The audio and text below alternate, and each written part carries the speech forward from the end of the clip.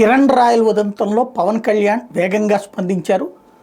అతన్ని మీదన విచారణకు ఆదేశించారు. ఆ విచారణతో పాటుగా అతనికి ఈ విచారణ తేలేటంత వరకు కూడా తను పార్టీ కార్యకలాపాల్లో పాల్గొనొద్దు అన్నటువంటి ఆదేశం ఇచ్చారు. ఇది బాధ్యతాయుతమైనటువంటి. At the same time Kiran Royal బాధ్యత మరిచిపోయి ప్రవర్తిస్తున్నాడు, ఆలోచన లేకుండా ప్రవర్తిస్తున్నాడు. ఒక అమ్మాయి కంప్లైంట్ చేసింది, ఫస్ట్ ఏదో చెప్పేసాం వైఎస్ఆర్ కాంగ్రెస్ పార్టీ అది ఇది అనేసి. ఆమె కాదన్నది తెలిసిందే, ఏనాడు వైఎస్ఆర్ కాంగ్రెస్ పార్టీలో ఉన్న మనిషి కాదు. రెండవది, ఆమెతో ఉన్నటువంటి వీడియోలు ఆమె రిలీజ్ చేసి చూపెడుతుంది, కనబడుతోంది సాన్నిహిత్యం అన్నటువంటిది. ఇవాళది కాదు, దశాబ్దాల సాన్నిహిత్యం అన్నది అర్థమవుతుంది. అదే సందర్భంలో తను ఫోన్ సంభాషణ బట్టి చూస్తుంటే ఒక్క అమ్మాయితో కాదు ఎంతోమందితో సంబంధాలు మెయింటైన్ చేస్తూ ఈ అమ్మాయి దగ్గరికే వచ్చి ఈ అమ్మాయే కాపలా కాసేటట్టు, ఈ అమ్మాయి బెడ్రూమ్ బయట కాపలా కాస్తున్న ఇంకొక అమ్మాయితో లోపల ఆస్వాదించినట్టు కనబడుతుంది.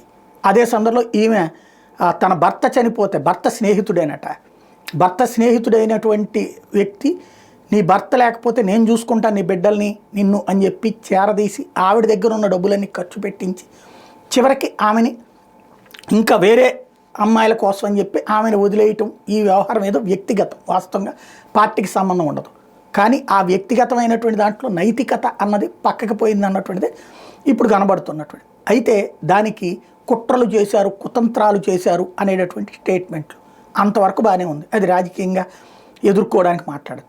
కానీ అమ్మాయికి ఫోన్ల మీద ఫోన్లు చేయటం, ఇష్టం వచ్చినట్టు మాట్లాడటం, లంలు ముమ్లే మళ్ళీ ఇంటి మీదకి వెళ్ళటం, ఈ దౌర్జన్యాలన్నిటి ద్వారా ఏం సాధించదలుచుకున్నట్టు. ఇప్పుడు జనసేనకు సంబంధించినటువంటి యువతరం కిరణ్ రాయల్ లాంటి వాళ్ళని ఒక రోల్ మోడల్గా చూస్తున్నాడు. తను మాట్లాడే తత్వం, మంచి వాక్చాతుర్యం ఉండటం, ఇవన్నీ. అలాంటి మనిషి ఇలాగ ప్రవర్తిస్తే ఇప్పుడు పార్టీ పరువు పోయినట్టు కదా. పార్టీకి ఏం సంబంధం లేదు, కానీ వ్యక్తి చేసిన పరువుడు. ఇప్పుడు గోరంట్ల మాధవ్ ఉదంతం వైఎస్ఆర్ కాంగ్రెస్ పార్టీకి మైనస్ అయింది, పృథ్వీరాజు ఉదంతం మైనస్ అయింది, అవంతి మైనస్ అయింది, అమ్మటి మైనస్ అయింది. అప్పుడు మీరే కదా వెటకారం చేసింది. ఇవాళ మనం చేస్తున్నటువంటి పని ఏంటి? ఇంకోటి పదే పదే కవ్వించుకోవాల్సిన అవసరం ఏంటి? తప్పేమి లేదు, చక్కగా చట్టబద్ధంగా నీ తప్పేం లేకుండా ఉంది. కంప్లైంట్ ఇచ్చుకుని ఇదిగో నా మీద అన్యాయంగా పెట్టారని ఏదో చెప్పారట కదా, దానికి అనుగుణంగా ఏంటనేది తేల్చుకుంటే సరిపోతుంది కదా. ఇప్పుడు ఆ వీడియోలు అయితే స్పష్టంగా కనబడుతున్నాయి, ఆమె చాలా క్లియర్గా ఉంది. ప్రతిదీ కూడా ఒక్కొక్కటి వీడియో ఆడియోలు అన్నీ రిలీజ్ చేస్తుంది. ఈ టైంలో ఎంత తగ్గాలో ఎంత జాగ్రత్తగా ఉండాలో కాకుండా రెచ్చిపోయి చేయడం వల్ల ఏంటి ప్రయోజనం? ఇది ఆలోచించాల్సినటువంటి సందర్భం.